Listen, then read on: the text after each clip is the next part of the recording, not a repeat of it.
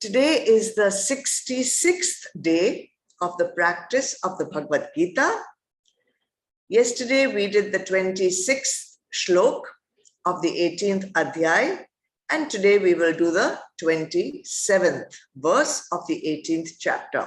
Let me chant it as usual. Ragi karma phala prepsyu lubdho hinsatmako shuchi harsha shokanvita karta rajasa parikirtita. The doer who is full of attachment, seeks the fruit of actions and is greedy, and who is oppressive by nature and of impure conduct, and who feels joy and sorrow, has been called rajassic. Yesterday, we did the lakshans of a sattvic doer, the one who does actions sattvically. Today's shloka 27 describes a doer who is rajassic. Now, why are we studying about a rajassic doer? We don't want to be a rajassic doer, right? So yesterday's sattvic doer should have been the one that we go with. So rajasic doer we are doing just in case we recognize some of these lakshans in us, then we can become aware and we can be alert and we can change them. So it's not always that we can learn from the good things. We can also learn from the not so good things by not being like that. However, don't use these lakshans to judge anyone else, okay? This is only for our own self-purification. All right. So the first lakshan, Bhagwan tells Arjun, of a doer who is rajasic is that he is full of attachment and seeks the fruit of actions. When people don't recognize or understand or experience the divinity which is within them or which they are actually a part of, their true nature is divinity, they always will feel a lack within them. They will feel a void, a gap, something incomplete, and they will always try to fill that gap or fill that void with whatever they can perceive through their sense faculties. So they will be in the pursuit of vishais, objects, people, experiences, sensations, situations in the world which they feel will complete them, which will make them feel full, which will give them some kind of pleasure. And in that pursuit, they develop attachment to those vishais. And then they will perform all kinds of actions to acquire those vishais, which are pleasurable, and then they seek the fruit of the action, which is actually the feel-good factor.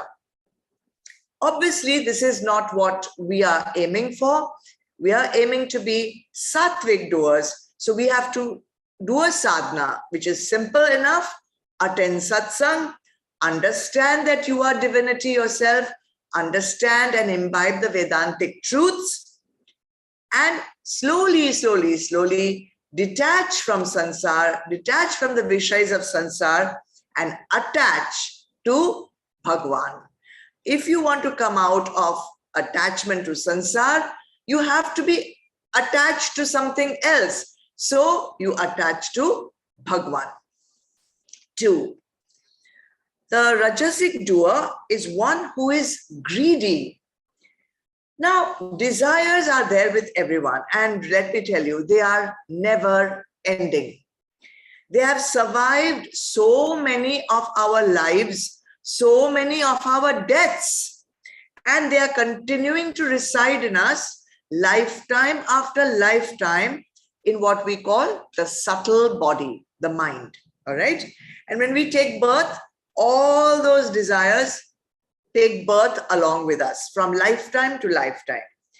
And every time we satisfy the desire, instead of the desire going away, unfortunately, it makes the desire stronger, because when we satisfied the desire, we felt good, we felt pleasure. So that's one more reinforcement in our mind. This Vishay makes me feel good.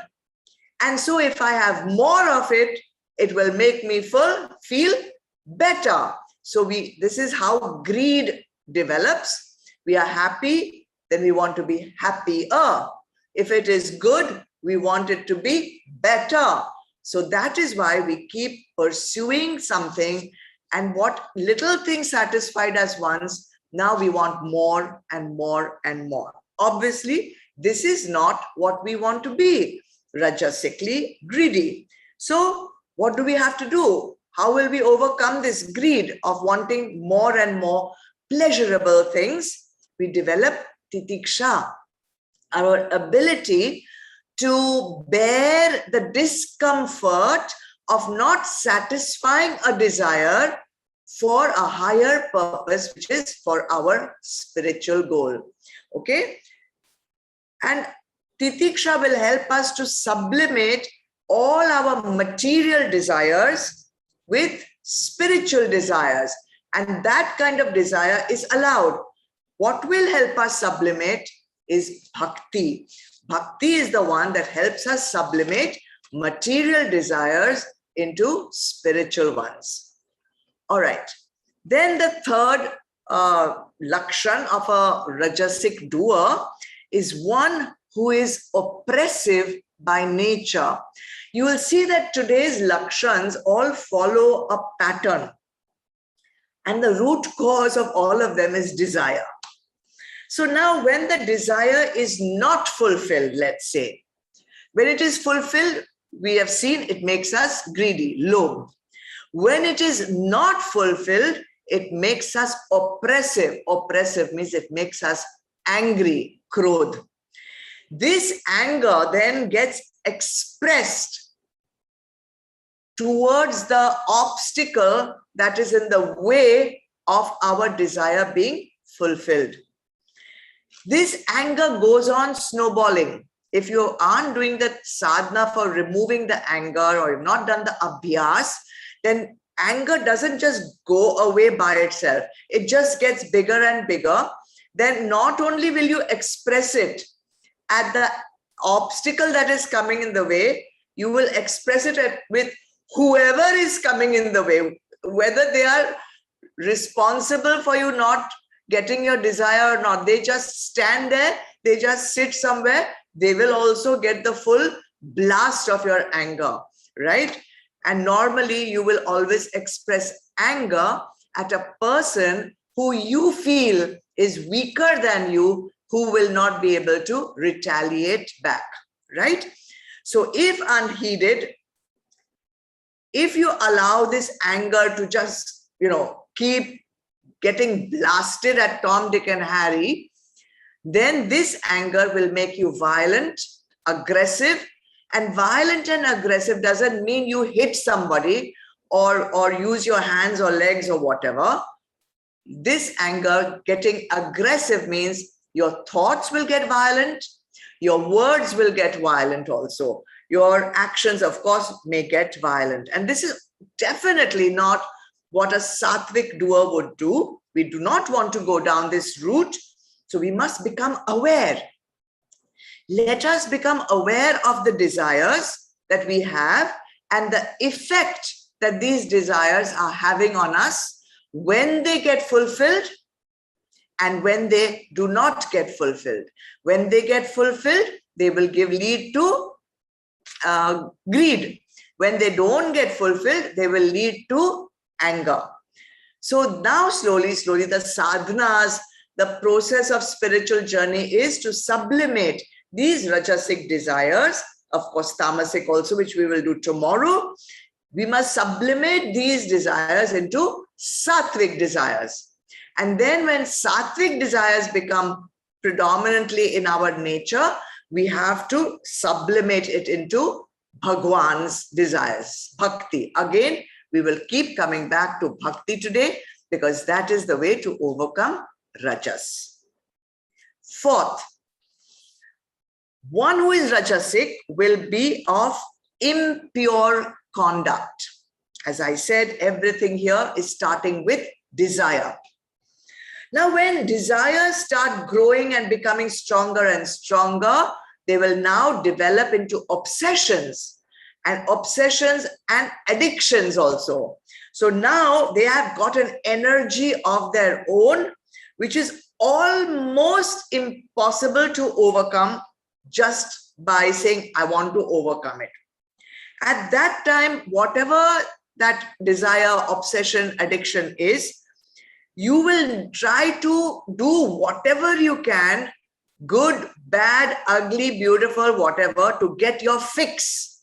Whatever that addiction may be, food, it may be drugs, it may be alcohol, it could be sex, it could be a particular relationship, whatever, money, position, status, power, all these things become addictions.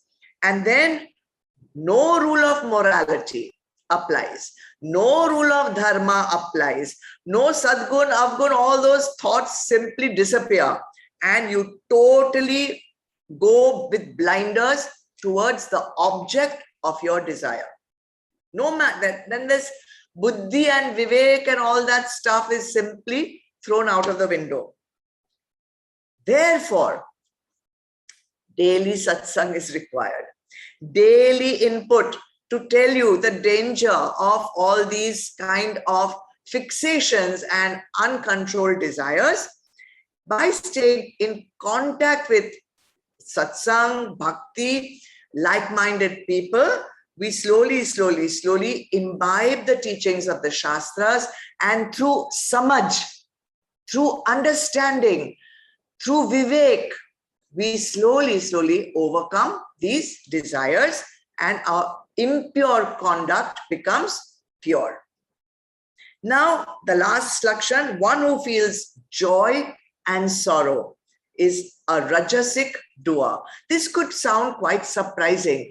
Are we not supposed to feel joy? Are we not supposed to feel sorrow?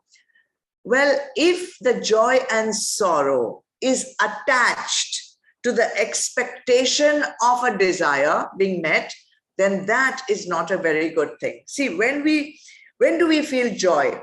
We feel joy when we have expected a result of an action and we have been successful in getting that result. We feel sorrow when we have expected some, result and we have not got that result. So everything is linked to expectation. But expectation of a result is not in our hands. In our hands is only to do the action. The expectation is simply our addition to the action. So that means our happiness is now dependent on some external factor, right? We have given the remote control of our happiness to some outside factor, and that is not in our hands. Because of that, the mind doesn't know that. The mind is going on anticipating, expecting some particular result. So it keeps on waiting, anticipating, getting patient, impatient, and that is not a stable or a still state of the mind. It is always in motion, waiting for the result to come. Therefore, motion or movement makes this expectation of joy and expectation of sorrow into a rajasic mind. What to do about it? Surrender your every activity to the divine. Say the divine is doing the action. Through me, divine is doing the action. Therefore, let the divine get the result, whatever it may be. I am only the instrument through which this action is being done. Whatever result Bhagwan wants to give me, I will accept it as prasad, exactly like we said yesterday. Now, if you'll see in all the 5 lakshans of doership in rajasic mode, one solution is common in all, and that is bhakti. Bhakti and surrender, samarpan, to a higher power.